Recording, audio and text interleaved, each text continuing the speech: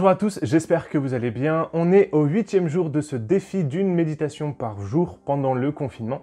J'espère que cette série vous plaît. N'hésitez pas à m'encourager dans les commentaires. Si vous n'êtes pas d'accord avec ce que je dis, il n'y a vraiment pas de souci. Simplement, laissez-moi un commentaire, apportez-moi vos arguments, dites-moi ce que vous en pensez et je serai ravi d'en discuter avec vous.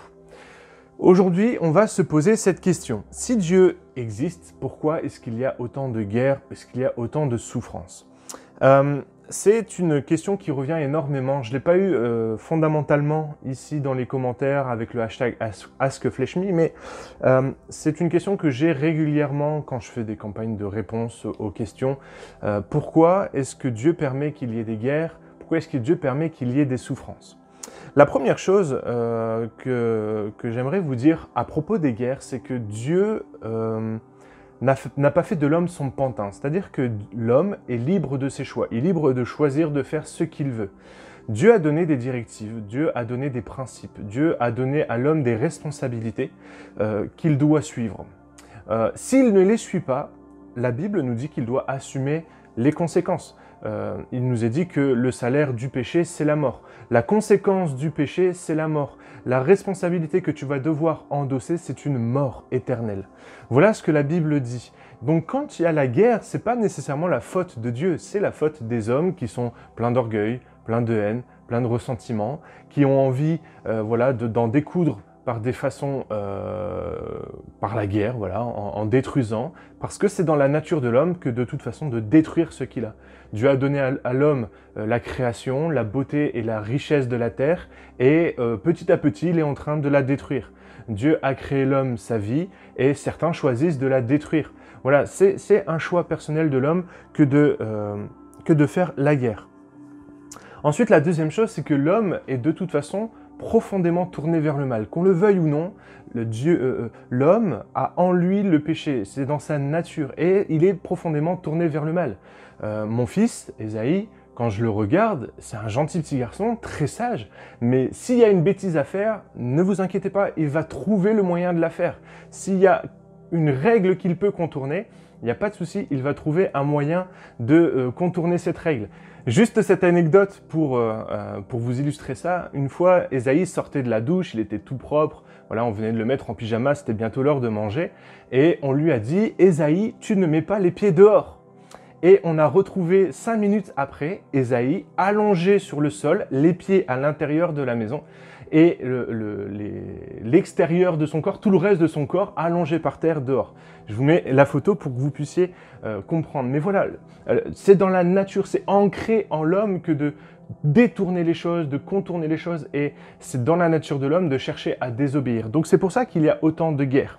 Et la troisième chose qu'on aimerait qu'on se pose, c'est pourquoi est-ce que Dieu ne l'empêche pas? Pourquoi est-ce que Dieu n'empêche pas l'homme de le faire? À cette question, je vais tout simplement répondre que Dieu est souverain, il sait ce qu'il fait et il est au contrôle des choses. Cette question, on peut se la poser aussi dans tout ce qui est catastrophe naturelle, dans tout ce qui se passe dans la nature qui va détruire, qui va faire du mal. Même aujourd'hui, quand on voit la pandémie, quand on voit les milliers de morts qu'il peut y avoir avec le coronavirus, on peut se poser la question, pourquoi est-ce que Dieu n'intervient pas ? J'aimerais vraiment que tu puisses comprendre que Dieu est souverain et qu'il maîtrise tout ce qui se passe et qu'il sait ce qu'il fait. Il est au contrôle de ce qu'il fait. Et tout ce qu'il fait et tout ce qu'il laisse faire, c'est parce qu'il l'a choisi et que ça a un objectif, ça vise un objectif. Et que nous, hommes, on est trop insignifiants ou trop limités dans notre compréhension pour comprendre pourquoi Dieu fait les choses. Par exemple, si je m'attache à cette pandémie du coronavirus, moi, vous allez voir les milliers de morts, mais moi, je vais voir beaucoup de jeunes, beaucoup de personnes qui vont se tourner vers Dieu parce que mis face à la mort, il y a comme un questionnement de leur vie et ils vont se dire qu'est-ce que je vais devenir après la mort? Et il y a un retour à la foi. Alors, vous allez dire, ouais, mais c'est un peu brutal quand même de détruire l'homme pour que d'autres soient sauvés.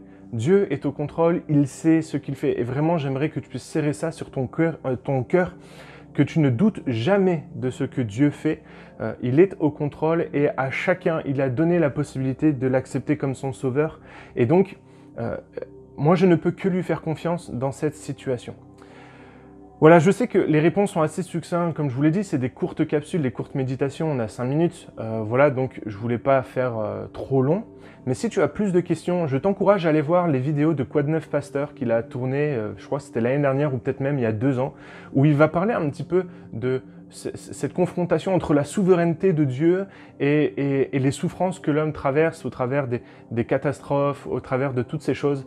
Voilà, j'aimerais vraiment que tu puisses aller les voir. Et si tu as plus de questions, si vraiment c'est pour toi un problème, n'hésite pas à me contacter sur les réseaux sociaux en message privé, vraiment pour qu'on puisse en discuter, que je puisse aller plus loin dans ce que je crois et argumenter un petit peu plus qu'en 5 minutes. Voilà, si vous avez des questions, comme d'habitude, n'hésitez pas avec le hashtag AskFleshMe, j'y répondrai régulièrement pendant le confinement, et il y en a énormément. Je ne pourrai pas répondre à toutes les questions, je suis vraiment désolé, tout simplement parce qu'il y a des questions pour lesquelles je n'ai pas forcément de réponse à apporter, d'autres sont extrêmement théologiques et une vidéo de 5 minutes, ça ne suffirait pas, et d'autres, c'est pas encore pour moi le moment d'y répondre. Voilà, parce que c'est trop compliqué, c'est trop captieux, c'est trop difficile. Donc voilà, soyez pas frustrés. Si vous voyez que à la fin du confinement, j'ai pas répondu à votre question, venez me voir en message privé, posez-moi les questions, j'y réponds sans problème, mais pas en vidéo publique, parce que des fois c'est trop compliqué. Voilà, hashtag AskFleshMe pour me poser vos questions. Merci à tous d'avoir suivi cette vidéo et on se retrouve demain pour la 9e méditation. En attendant, lis ta Bible, médite-la et mets-la en pratique. Vraiment, c'est super important. Bye!